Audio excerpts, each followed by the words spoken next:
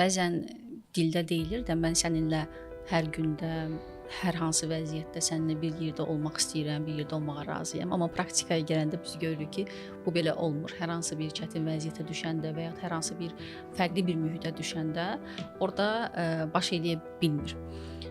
Burada bax, cütlüklərin bir-birlərinə olan səmimiyyəti çox önəmlidir ki, ilk başda tanış olduqda sizin ruhlarınız, baxış açınız, həyata baxışınız, həyatdan istədikləriniz, görmək istədikləriniz eynidirmi? Eyni hədəfiniz eynidirmi? Baxdığınız yön eynidirmi?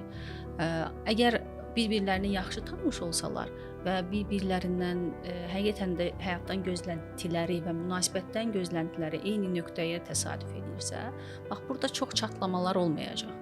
Amma sadəcə söz üzərində qurulursa bu münasibət, hər şey yaxşı olacaq, hər zaman sənin yanındayam, hər zaman belə sevəcəm. Bax o söz üzərində qalan münasibətlər çatlamalar çox olur.